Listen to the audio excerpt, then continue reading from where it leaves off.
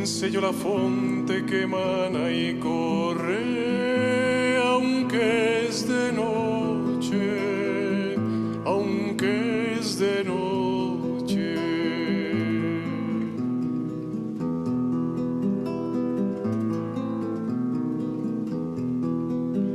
Aquesta eterna fonte está escondida y que bien sé yo lo tiene su manida, aunque es de noche.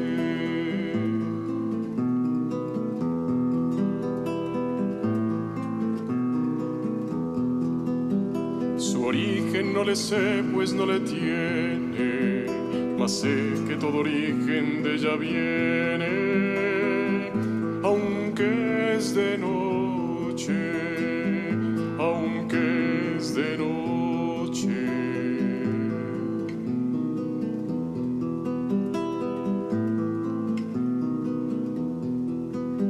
Sé que no puede ser cosa tan bella y que cielos y tierra beben de ella, aunque es de noche, y bien sé que suelo en ella no se halla y que ninguno puede va de allá, aunque es de noche.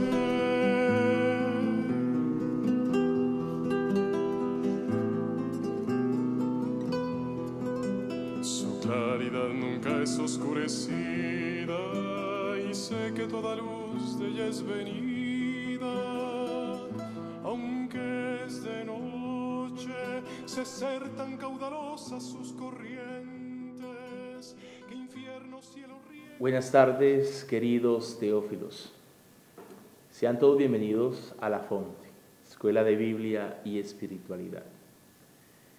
Hemos venido viendo, analizando en los últimos encuentros, todo el proceso de formación del pueblo de Israel. Y lo que hemos podido evidenciar o constatar hasta el momento, con todo lo que hemos analizado y tratado aquí en La Fonte, es que Israel nace producto de circunstancias sociopolíticas y religiosas. Pues bien, vamos a seguir andando, vamos a seguir dando unos pasitos más adelante, y hoy vamos a analizar o a detenernos en otra etapa o época de todo este proceso de formación del pueblo de Israel, como lo es la etapa de la monarquía. Una etapa en donde encontramos a dos personajes muy importantes, como lo es la figura de David y la figura de Salomón. Pero antes de iniciar este recorrido en el día de hoy, quisiera que tengamos en cuenta lo siguiente, y es que durante los encuentros de ahora en adelante vamos a hacer mucha confrontación entre lo que vamos a ver acá y lo que el texto bíblico, es decir, el testimonio de la Sagrada Escritura, razón por la cual siempre que haya alguna referencia en algún texto bíblico, de acuerdo al contenido que vayamos compartiendo, voy a colocarlo aquí en la pantalla. Así que en la pantalla va a aparecer la cita bíblica para que después tú, allá en tu casa, después del encuentro, puedas confrontar ese texto con la lección vista en la fonte. Así que, bueno, no se diga más, manos a la obra. Vamos a disponer nuestro corazón para vivir el encuentro en el día de hoy.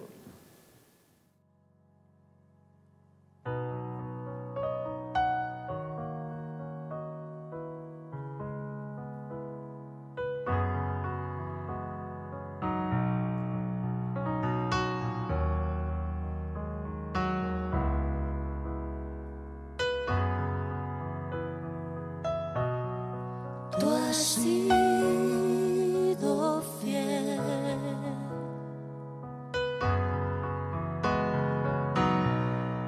tú has sido fiel,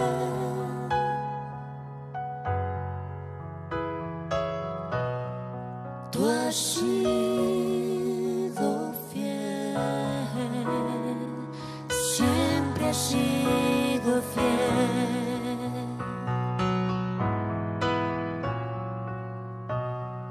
Tú has sido fiel.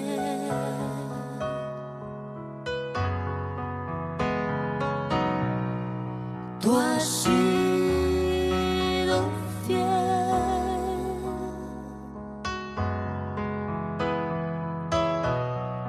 Tú has sido fiel. Siempre has sido fiel.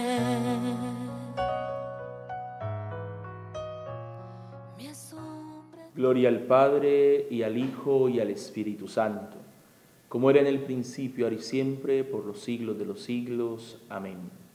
En el nombre del Padre, y del Hijo, y del Espíritu Santo. Amén. Bien, queridos teófilos, en el encuentro anterior hemos visto precisamente todo este sistema tribal, que es el sistema de vida, o la manera como estas tribus se organizaron en las montañas de Palestina. Y lo que hemos podido constatar a partir de la lección anterior y también de las otras, donde hemos estado analizando todo este proceso de formación del pueblo de Israel, es que las distintas tribus nacen con un objetivo y un ideal común. Y este objetivo o ideal común es el que posteriormente las va a llevar a que se unan y conformen las distintas tribus de Israel. Distintas tribus que se van a unir precisamente y van a formar lo que es una liga o confederación de tribus. Y así también van a crear, a partir de ese ideal y ese objetivo común, van a crear un sistema de vida muy particular, porque era un sistema de vida que iba en contraste o que planteaba una revolución social de acuerdo a lo vivido también en los pueblos vecinos o en las poblaciones vecinas.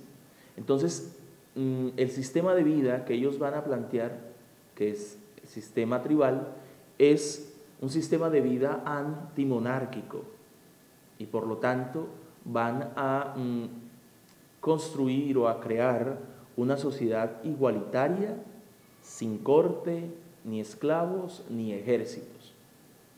Aquí la pregunta es, queridos teófilos, si este era el ideal de las tribus de Israel, ¿cómo es que después, con el tiempo, van a crear una monarquía? Se supone que el ideal de ellos era vivir un régimen antimonárquico, es decir, un régimen tribal. ¿Cómo es que van a llegar a la monarquía? Lo cual quiere decir, así a simple vista, que fue una contradicción para ellos.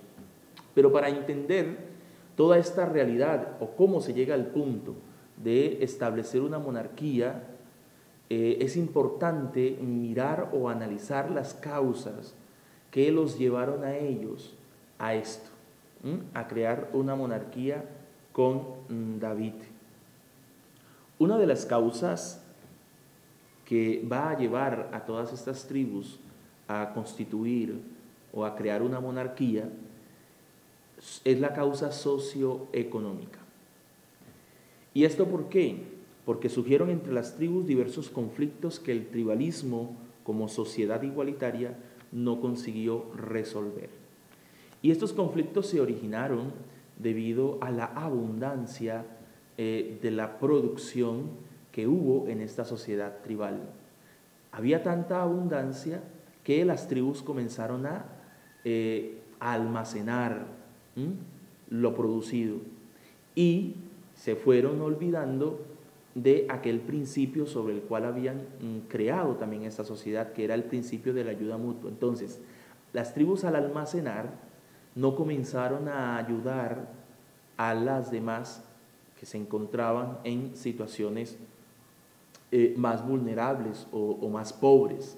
Y entonces, al no ayudarla, ¿qué se originó? Se originó una ruptura de esta sociedad tribal. ¿Por qué? Porque ya hubo una desigualdad social. Habían unas tribus que poseían más, eran más ricas que otras. Y esto generó todo un conflicto a nivel social y económico. Y entonces, a raíz de esto, las tribus comenzaron a atacarse entre ellas.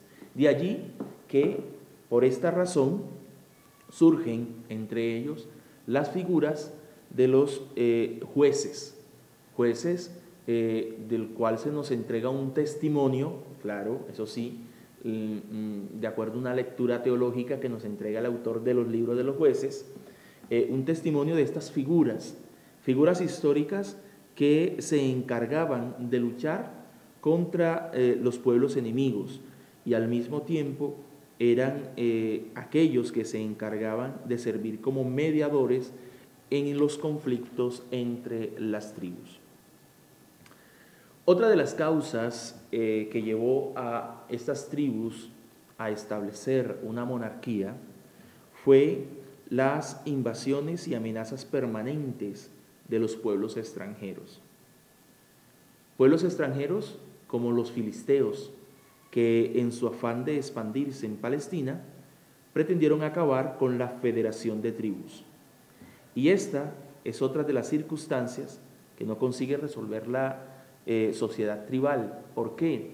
Porque uno de los compromisos que ellos habían hecho era la defensa militar, ¿recuerdan? Entonces, que cuando una tribu estuviera en peligro, entonces todas se iban a unir para defenderla. Resulta y pasa que esto ocurrió muchas veces. Muchos pueblos intentaron o invadieron a otras tribus y éstas se quedaron solas, no recibieron apoyos de las demás. Entonces esto también fue creando o fue haciendo que esta sociedad tribal de alguna u otra forma también fuera entrando como en una decadencia, y entonces ellos se van a ver abocados a unirse a David, quien va a conformar o a crear esta monarquía. Bien, queridos teófilos, esto que les he acabado de compartir, cabe resaltar que corresponde o ocurrió en la Federación de Tribus del Norte.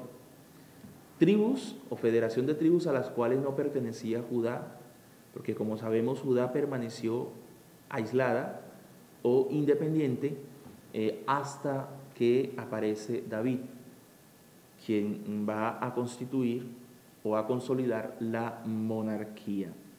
Entonces, esto que les acabo de compartir le ocurrió a las tribus del norte, tribus que serán llamadas Israel, o después en algunos textos bíblicos también se le llama Efraín, pero son las tribus del norte. Ahora vamos a mirar qué ocurrió con la tribu del sur, que es Judá, qué ocurrió en ese territorio. Lo que ocurrió fue que los distintos grupos que habitaban el territorio de Judá al sur, ante la amenaza de Edom y los filisteos, se unen y hacen una alianza que va a recoger el anhelo, el deseo, el ideal, el sueño de todos estos grupos que habitaban este territorio. Y estos grupos, al unirse, van a crear la tribu de Judá. Tribu que hizo esta alianza, y alianza que constituía o que recogía el sueño de estos grupos, y que prácticamente consistía en lo siguiente: la integración definitiva de los distintos grupos que habitaban el territorio, la necesidad de dominio sobre los enemigos, la espera de la venida de un gran líder que los conduzca a la conquista de sus deseos como grupos. Ya como pueden ver, todo el tema que a nivel bíblico se maneja de esperanza mesiánica va a corresponder a esta tribu de Judá. La prosperidad expresada en el deseo de poder gozar del producto de su trabajo sin tener que repartirlo con vecinos saqueadores o gobernantes. Teniendo en cuenta estos antecedentes, podemos decir que se llega a la monarquía como, o mejor, se llega a la monarquía por la necesidad histórica de dar una respuesta concreta a los problemas económicos, sociales y políticos. Sin embargo, entre las tribus hay quienes están a favor y en contra de la monarquía. Y esta postura de favor y en contra quedó plasmada o la encontramos redactada en el primer libro de Samuel. Aquí van a aparecer las citas para que puedan confrontar allá en sus hogares.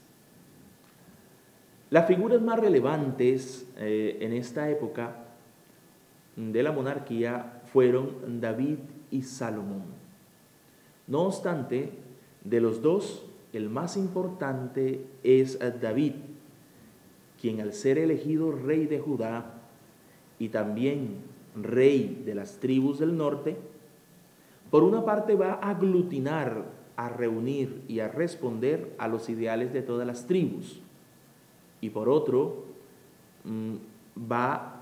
lado va a ser compatible los ideales del sistema tribal con el nuevo régimen o sistema monárquico. De allí que esto va a ser lo característico de la monarquía en tiempos de David, y es que va a ser una monarquía distinta, porque David, como va a permanecer fiel a los ideales tribales, no va a gobernar o no va a ser rey como los reyes de los pueblos vecinos, sino que su reino va a ser distinto. ¿Por qué? Porque David va a permanecer fiel a esos ideales tribales. ¿Cuáles eran los ideales tribales? Prácticamente una sociedad igualitaria, sin cortes, ni esclavos, ni ejércitos. Y David por eso no va a tener o no va a crear un ejército, sino que va a conservar una guardia personal. Guardia que cabe resaltar a su vez, no va a estar integrada por los israelitas. No, esta guardia va a estar integrada por los amigos de David, que eran personas extranjeras que pertenecían a otros pueblos. Esto lo podemos corroborar o lo pueden confrontar en la siguiente cita bíblica que aparece aquí en pantalla, donde aparece toda una lista de los nombres o de los valientes, como se le llamará allí en el texto de Samuel, los valientes de David, los cuales, como les dije, eran todos extranjeros. Pues bien, de modo que con David se dio por primera vez la unidad nacional. Se va a unir el norte y se va a unir el sur, Israel y Judá. Entonces, digamos que se da una unidad de creyentes en Yahvé. Esta unidad fue posible porque, como les dije, él dio respuesta a las tribus permaneciendo fiel a los ideales tribales. Una sociedad igualitaria, sin corte, ni esclavos, ni ejército. Cosa que sí hizo Salomón, su hijo, que hizo todo lo contrario a su padre David, y en cambio él sí creó instituciones, y con ello traicionó los ideales de la sociedad tribal, a los cuales había permanecido fiel su padre David. Por lo tanto, Salomón, que hizo lo contrario a David, creó cortes, tuvo esclavos, creó ejércitos y promovió la construcción de fortalezas militares. De modo que Salomón con esto promovió la opresión y la esclavitud. Y toda esta realidad o toda esta situación que se va a crear en la monarquía en el tiempo de Salomón va a ir desgastando precisamente esta unidad, a tal forma, de tal modo que con su muerte las tribus del norte se separan de Judá, y a partir de este momento se da origen a lo que se conoce a nivel histórico como el periodo de los dos reinos: el reino de Israel y el reino de Judá. Pero esto de los dos reinos lo vamos a analizar más adelante. Por el momento quisiera que nos centráramos, nos detengamos a mirar la figura de David. Figura que, como le dije, es la más importante de esta época y también la más importante del Antiguo Testamento. Pero vamos a ver por qué.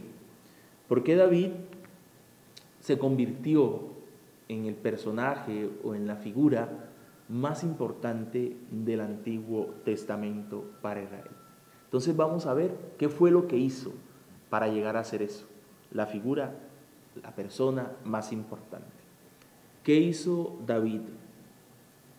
Primero que todo, David liberó a toda Palestina del dominio de los filisteos. Y este hecho tan importante en la historia de todo Israel marcó un antes y un después, pues para los israelitas era más grave tener tierra y perderla que tener que conseguirla que no se tenía. De modo que para ellos fue más importante recuperar la tierra de manos de los filisteos que la propia salida de Egipto. Y este hecho es lo que va también a hacer que David sea considerado el personaje más importante en todo el Antiguo Testamento, mucho más que Moisés. Esta experiencia de recuperar la tierra de manos de los filisteos,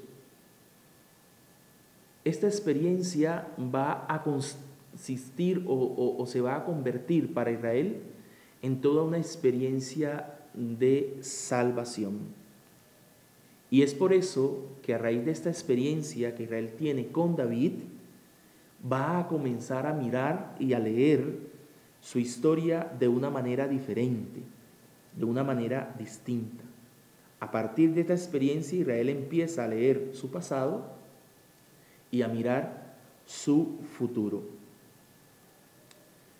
Otra cosa importantísima que hizo David fue que permaneció fiel a los ideales tribales y por lo tanto fue un rey distinto, pues no se comportó como los demás reyes de las monarquías vecinas. Y esto es importantísimo, porque aunque con David nace una monarquía, va a nacer una monarquía distinta. ¿Por qué? Porque David, como les dije al inicio, integró o supo integrar los ideales tribales a este sistema monárquico. Y entonces, a pesar de ser una monarquía, David no creó cortes, no tuvo esclavos, ni tampoco creó un ejército, ni promovió la construcción de fortalezas militares, sino que se mantuvo fiel a los ideales tribales, que era una sociedad igualitaria, sin corte, ni esclavos, ni ejércitos. Otra cosa muy importante que hizo David fue que se comportó como un padre de familia. Un padre de familia que, como ustedes saben, ya lo vimos cuando estuvimos analizando todo el sistema tribal, era el encargado de la tribu. Y en cuanto encargado de la tribu tenía que velar por la educación de la tribu, será encargado de la educación y también era encargado de las leyes de la tribu. Entonces el padre de familia dentro de una tribu era un juez. De tal forma que David se comportó como un padre de familia, es decir, como un juez, el juez de la tribu, de la grande familia que ya era el reino unido, ¿verdad?, de Judá y de Israel. Y entonces a partir de esto, David entendió que gobernar no era solo administrar cosas, sino administrar justicia entre la gente de su reino. Por eso, como rey, David se sentó en la puerta de la ciudad como juez para atender las quejas de la gente, pues ser rey en Israel significaba principalmente ser juez, es decir, ser un padre de familia. De modo que David será considerado el hombre más justo de Israel. Otro aspecto importante de lo que hizo David fue que unió a las tribus del norte y de Judá. Y prácticamente se dice que por primera vez con David se da la unidad nacional entre el norte y el sur. Y al unir el norte y el sur, David estableció la capital de todo su reino en un lugar neutral. Porque antes, digamos, los lugares o los centros de estos del norte y del sur eran, por ejemplo, al sur era Hebrón y al norte era Siquem. No, David va a escoger un lugar neutral entre los dos y entonces va a establecer como capital de su reino a Jerusalén. Jerusalén o Jebush, que antes de la conquista de David era un reino jebuseo. Y este reino jebuseo, que era un reino pequeño, estaba bajo el régimen o el dominio de Egipto. Y entonces David, al conquistarlo, lo va a convertir en la capital de su reino. Esta unión nacional trajo también como consecuencia la unidad de todas las tradiciones de los grupos que integraron a Israel. Y entonces, al unirse, unieron también todas sus tradiciones patriarcales, de tal forma que de ahí en adelante, cuando se empiece a narrar o a contar las tradiciones, se va a hacer o se va a contar estas tradiciones como si todos hubieran participado o estuvieran involucrados en ellas. ¿Por qué? Porque ya todos se van a considerar parte de la misma familia. Todos se van a considerar como una familia ampliada. Y desde allí, que con esta unidad nacional también se va a comenzar a crear o a tener presente que todos son un mismo pueblo. Y entonces, en cuanto que son un mismo pueblo, también se van a considerar de una misma familia. Entonces Israel, a partir de este momento, se va a entender como pueblo de Dios, como una familia donde Dios actúa como pariente, protegiendo a la familia. Algo también importantísimo que hizo David fue que rescató el arca que los filisteos habían robado a las tribus del norte.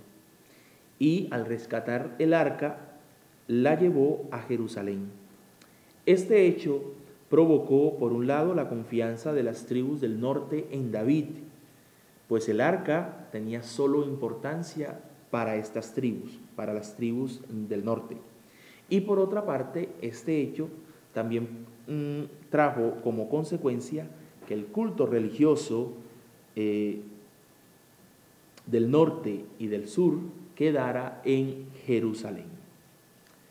Estos antecedentes que van a hacer que la figura de David sea la más importante en el Antiguo Testamento, a su vez también van a hacer que David se convierta en el modelo o en el ejemplo de humanidad, es decir, en el modelo de ser humano, pues será considerado a partir de todo esto como el modelo de justicia y de moralidad.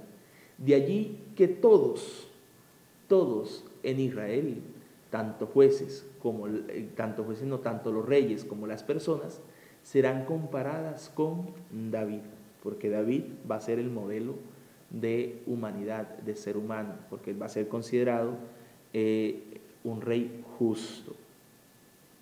Asimismo, David, a raíz de toda esta experiencia vivida, o a raíz de toda esta experiencia que Israel va a vivir con David, entonces David se va a convertir para Israel en el punto de referencia a través del cual Israel va a leer, a hacer una lectura de su historia. Entonces va a mirar el sentido de su historia y lo va a hacer de una manera nueva, muy propia, muy original, pues va a leer su historia como historia de salvación.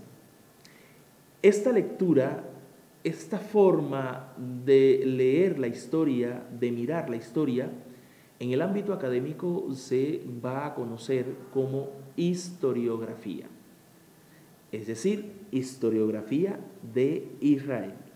¿Y qué es una historiografía? Una historiografía es la lectura que un determinado pueblo, comunidad o persona hacen de su historia. En otras palabras, es la historia con el significado que ella tiene para ese pueblo, para esa comunidad o para esa persona. En este caso, es la historia con el significado que ella tiene para Israel, quien a partir de David cambió no solo su historia, sino su manera de verla, pues no solo mira la historia en sí misma, sino la forma de actuar de Dios en ella. Por tanto, el Antiguo Testamento es la historia, pero para Israel, lo que significa que no es la historia en sí, sino en el sentido en que Israel la entiende, la percibe y la mira. Pues con David, Israel ve su historia como historia de salvación. Y es por esta razón que después de ver todos estos antecedentes en torno a la persona de David, se hace necesario e importante mirar entonces lo que David significó y significa para Israel y para el judaísmo. Significa y significó una mirada, o mejor, una manera de entender cómo actúa Dios en la historia de una persona. Pues David, por su forma de administrar justicia y sus acciones políticas y militares de manera contundentes y masivas, les dio a entender en qué consiste la acción salvadora de Dios. Es decir, les permitió ver el actuar de Dios en una historia concreta. De ahí que la historia de David va a dar origen a la verdadera historia de salvación. David significó y significa para Israel y el judaísmo un lugar teológico, es decir, una historia concreta donde Dios se ha manifestado liberando y salvando a su pueblo. Y por último, David significó y significa para Israel y para el judaísmo una lectura nueva de su historia, pues desde la experiencia que Israel tuvo con David, Israel, empezó a ver de una manera nueva los distintos acontecimientos salvíficos de su historia. La historia de David se convirtió en modelo de la historiografía típica de Israel. Es decir, que a partir de esta experiencia, Israel hace una lectura nueva de su pasado, o sea, del acontecimiento del Éxodo y de las distintas tradiciones patriarcales que existían en las distintas tribus. En síntesis, a partir de la experiencia que Israel tuvo con David, comenzará a leer su historia como historia de salvación. Historia donde se manifiesta el actuar de Dios y por ende, historia donde el actor principal es Yahvé, el cual siempre ha guiado y guía a su pueblo. Es Él quien acompañó a los patriarcas, es Él quien los liberó de Egipto y de todos aquellos que los querían dominar. Y también es Él quien los ha escogido como pueblo suyo. Esta lectura que Israel hace de su historia revela no solo la importancia que le da a la historia concreta como historia de salvación, sino también como palabra de Dios. Pues para Israel, la historia concreta es salvífica, es historia donde Dios se manifiesta. Quiero, queridos teófilos, que a manera de conclusión nos quedemos con 3 ideas y las tengamos allí muy presentes. La primera, es que se llega a la monarquía por la necesidad histórica de dar una respuesta concreta a los problemas económicos, sociales y políticos de las distintas tribus. 2. En la monarquía, las figuras más representativas son David y Salomón. Sin embargo, David será considerado el más importante, pues dio respuesta a las necesidades de las tribus, respetando y conservando los ideales tribales de igualdad y solidaridad. Y 3.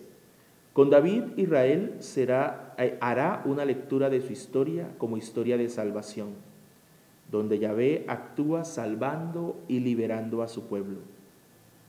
A partir de esta experiencia, con David, Israel se va a considerar como pueblo de Dios y por ende va a mirar su historia como lugar donde Él se manifiesta como palabra de Dios.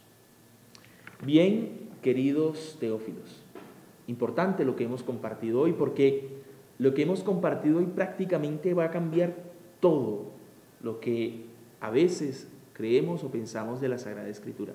Recuerden que al inicio de nuestro encuentro yo les decía que la Biblia o la Sagrada Escritura era un testimonio de fe. Y cuando yo hago un testimonio o doy un testimonio de fe, ¿qué es lo que hago? Hago una lectura de mi historia y a través de esa lectura nueva que hago de mi historia voy reconociendo o viendo el actuar o el paso de Dios en mi vida. Pues bien, eso es lo que hace Israel.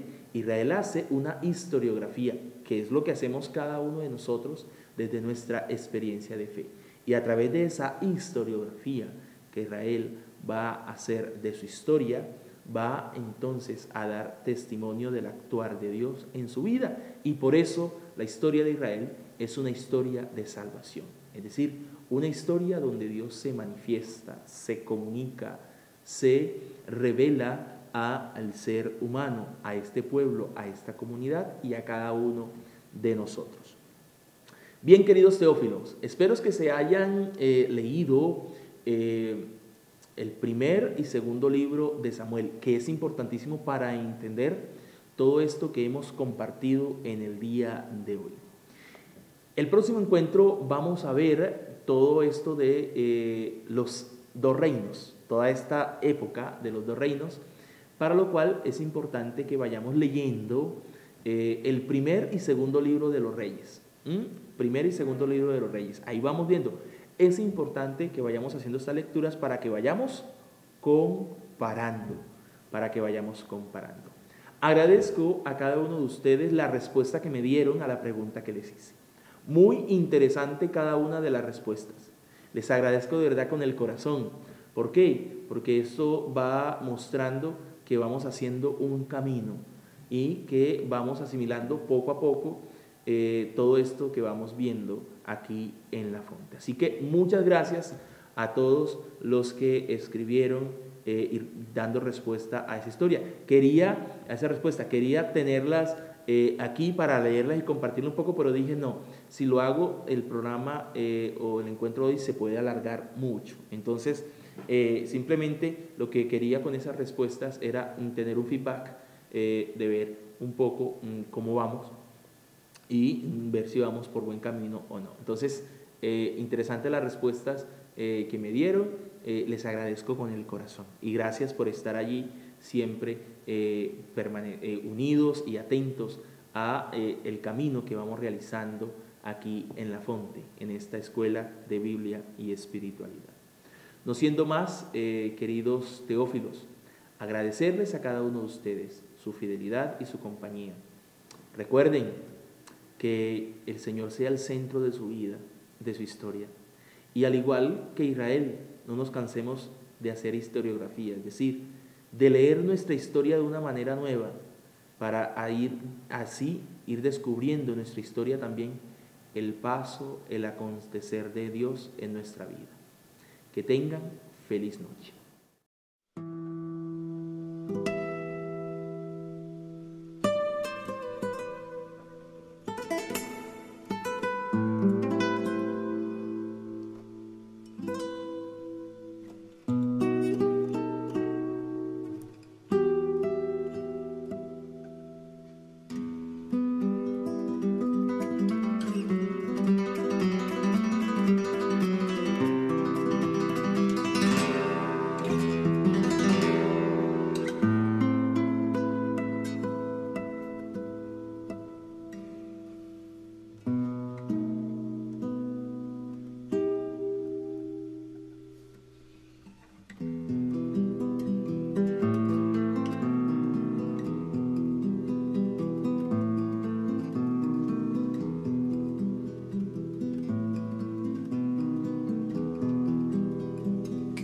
bien sé yo la fonte que emana y corre, aunque es de noche, aunque es de noche.